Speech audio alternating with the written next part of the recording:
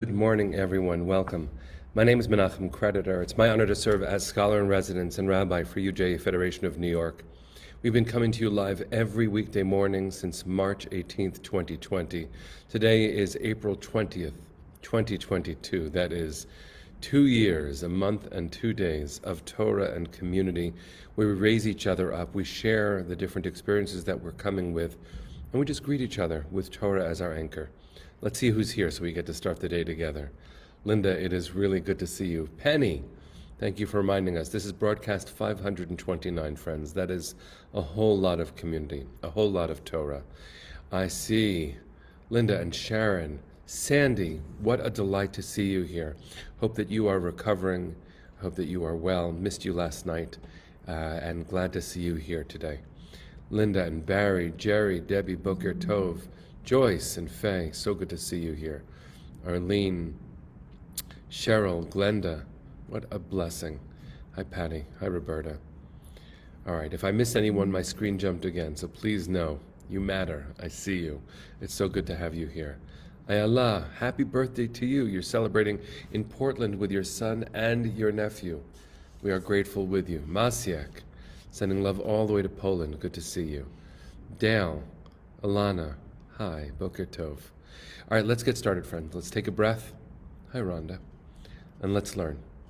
So, breath, blessing, learn.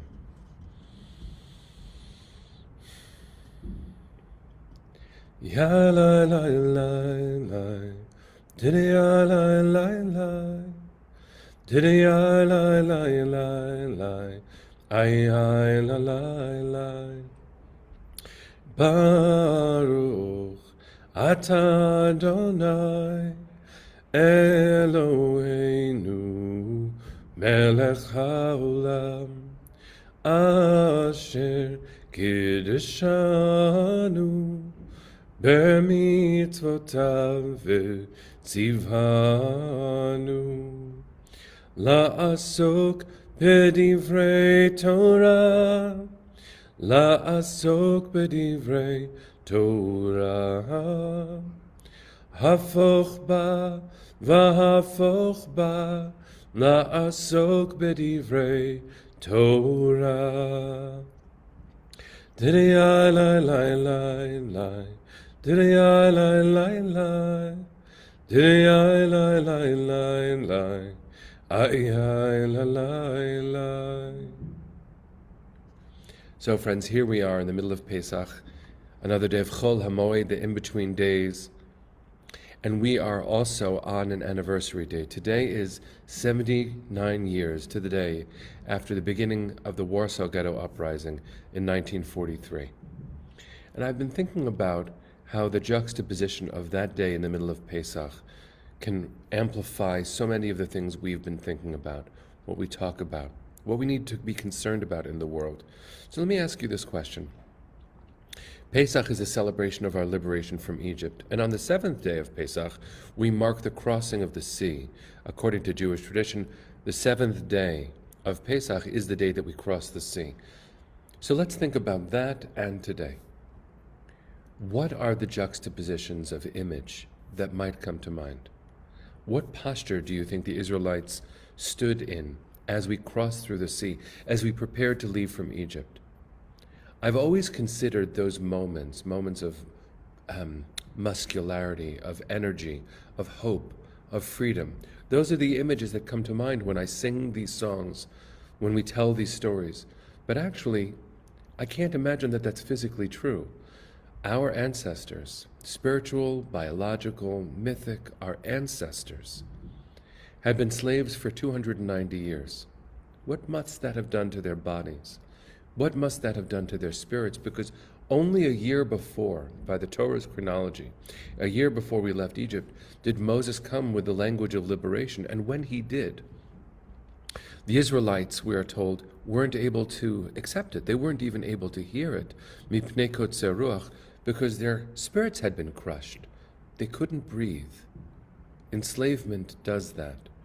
But the ability to be resilient, to have a soul that could reinflate with liberation, doesn't suddenly mean that my posture is, erect. I'm ready to walk.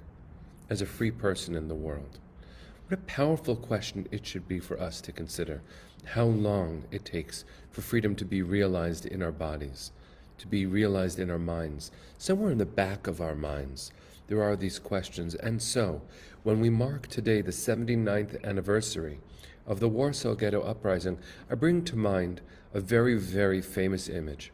If you've ever been to Warsaw, and I have been a few times, or if you've been to Yad Vashem, the Holocaust Memorial Museum and Education Center in Jerusalem, as I've been many times, you'll see a relief, a beautiful artistic depiction of the fighters of the Warsaw Ghetto Uprising, led by Mordechai and Alevich. And if you look at the way they are depicted, it's very powerful. Mordechai Alevich is bare-chested. He is incredibly strong-looking. And the women and the men around him are armed with Molotov cocktails and rifles. They are fighting for their lives, and their bodies are pulsing with freedom. That is one image of our people. But if you look in Warsaw at the other side of the memorial, or at Yad Vashem, they're side by side. The original is in Warsaw, the duplicate is in Jerusalem. The other side is our people in the year 70 being driven out of Jerusalem, carrying our sacred relics on our backs. We don't look so strong. We look defeated. Now, the contrast between those are incredibly important. It's incredibly important for us to consider. The image of the new Jew, especially since the founding of the State of Israel, is a position of pride. It is, I work the land. I will physically defend my people. That has influenced Jewish pride everywhere around the world. What I want to make sure we do just for the moment is consider what posture we are in today. Mordechai Alevich and his incredibly heroic friends who battled the Nazis 79 years ago today in Warsaw, and our ancestors who were driven out. Of course they fought back, but they were defeated. What image do we take today as we do our work in the world, as we return to Poland, of all places, to do the work of restoring human dignity, where I think you know the story that I'll share one more time now. When 18 rabbis journeyed on a UJA rabbinic mission to the Ukrainian border, we saw amazing things, including an Israeli flag right at the edge of the border. I've told this story many times since. I will tell the story for the rest of my life. There we were, seeing volunteer Israeli medical professionals ready to welcome Ukrainian refugees. And when I asked them, "Ich igatem lepo," how did you get this real estate right next to the border? The answer was so profound. Higanu rishonim. We got here first. Because that's what Pesach teaches us. That's what remembering our ancestors in the Warsaw Ghetto teaches us. That's what this world needs. That is what we are called to provide. A model of response, where we take responsibility for each other's welfares. We don't wait for an external source, somebody else, to show up and help those in need. We are called to be the ones who show up.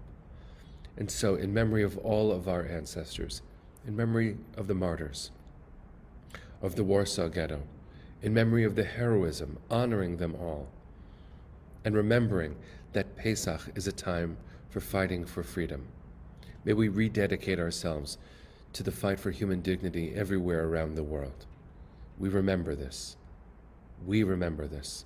May we be the first to show up every time. May there be less need, but may we be the first to show up every time. Let's sing our way into a good day, friends.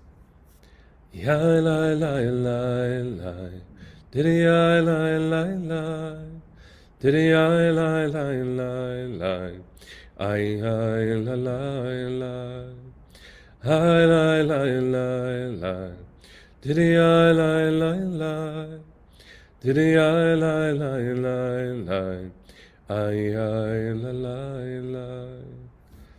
Bless you all, friends. See you tomorrow morning. Take care. Chag Sameach.